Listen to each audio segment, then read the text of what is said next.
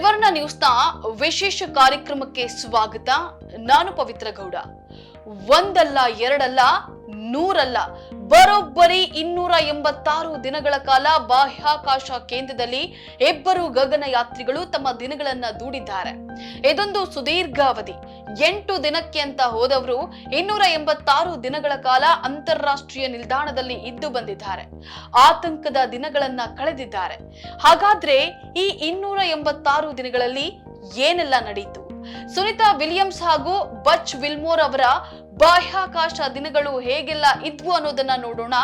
ಅದಕ್ಕೂ ಮೊದಲು ನೀವಿನ್ನು ನಮ್ಮ ಚಾನೆಲ್ನ ಸಬ್ಸ್ಕ್ರೈಬ್ ಮಾಡದೆ ನೋಡ್ತಾ ಇದ್ರೆ ಸಬ್ಸ್ಕ್ರೈಬ್ ಮಾಡಿ. ಈ ವಿಡಿಯೋ ಕೊನೆ ತನಕ ಮಿಸ್ ಮಾಡದೆ ನೋಡಿ.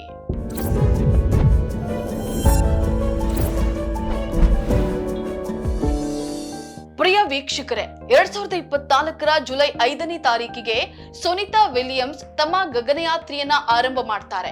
ಬೋಯಿಂಗ್ ಸ್ಟಾರ್ ಲೈನರ್ ಅನ್ನೋ ಬಾಹ್ಯಾಕಾಶ ನೌಕೆಯಲ್ಲಿ ಸುನಿತಾ ವಿಲಿಯಮ್ಸ್ ಮತ್ತು ಬಚ್ ವಿಲ್ಮೋರ್ ಬಾಹ್ಯಾಕಾಶ ಪ್ರಯಾಣವನ್ನ ಆರಂಭ ಮಾಡ್ತಾರೆ.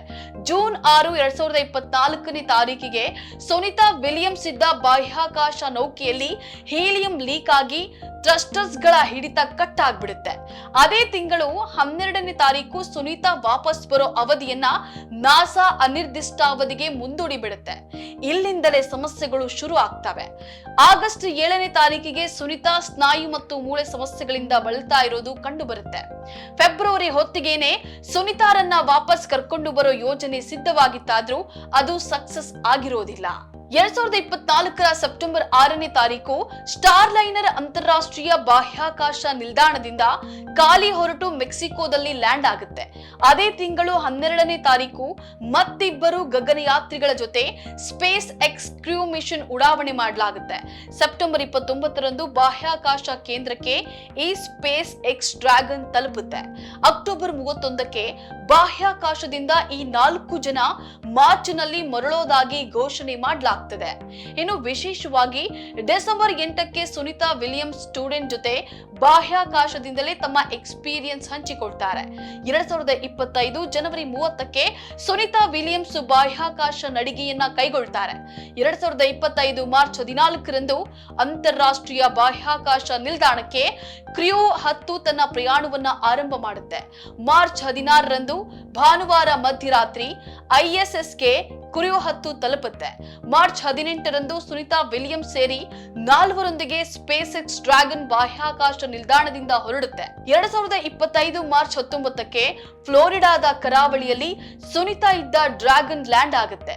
ಒಟ್ಟು 9 ತಿಂಗಳುಗಳ ನಿರಂತರ ವನವಾಸವನ್ನ ಮುಗಿಸಿಕೊಂಡು ಕೊನೆಗೂ ಸುರಕ್ಷಿತವಾಗಿ ಸುನಿತಾ ವಿಲಿಯಮ್ಸ್ ಹಾಗೂ ಬಚ್ ವಿಲ್ಮೋರ್ ಭೂಮಿಗೆ ಬಂದು ತಲುಪಿದ್ದಾರೆ.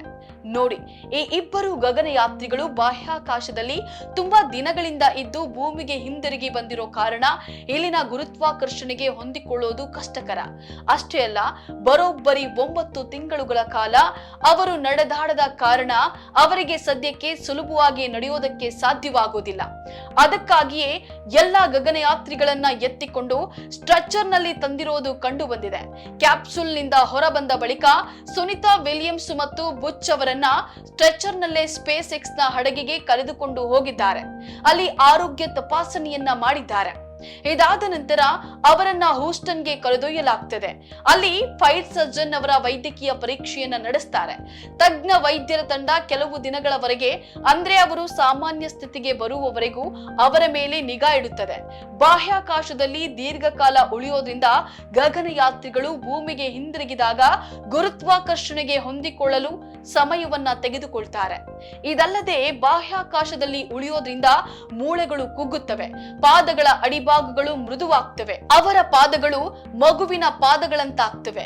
ಇದರಿಂದಾಗಿ ಅವರು ಕೆಲವು ದಿನಗಳವರೆಗೂ ಸಾಮಾನ್ಯ ವ್ಯಕ್ತಿಯಂತೆ ನೆಲದ ಮೇಲೆ ನಡೆಯಲು ಕಷ್ಟಪಡ್ತಾರೆ. ಹೀಗಾಗಿ ಹೂಸ್ಟನ್ ನಲ್ಲಿ ಚೇತರಿಸಿಕೊಂಡ ನಂತರ ಸುನಿತಾ ವಿಲಿಯಮ್ಸ್ ಮತ್ತು ಬುಚ್ ವೈದ್ಯರ ಅನುಮತಿಯನ್ನ ಪಡೆದು ನಂತರ ಮನೆಗೆ ಹೋಗಲಿದ್ದಾರೆ. ಇನ್ನು ಸುನಿತಾ ವಿಲಿಯಮ್ಸ್ ಅಂತಾರಾಷ್ಟ್ರೀಯ ಬಾಹ್ಯಾಕಾಶ ಕೇಂದ್ರದಲ್ಲಿ ಕಮಾಂಡರ್ ಆಗಿದ್ರು. ಇದಕ್ಕೂ ಮೊದಲು ಅಮೆರಿಕ ನೌಕಾದಳದ ನಿವೃತ್ತ ಅಧಿಕಾರಿಯಾಗಿದ್ದವರು. ಸ್ಪೇಸ್ ವಾಕ್ ನ ಅತ್ಯಂತ ಅನುಭವಿ ಇವರು. ಒಟ್ಟು 9 ಸಲ ನಡೆದಿದ್ದಾರೆ. ಇನ್ನು ಇವರು ವರ್ಷಕ್ಕೆ 1.26 ಕೋಟಿ ರೂಪಾಯಿ ಸಂಬಳವನ್ನ ಪಡೆದುಕೊಳ್ತಾರೆ.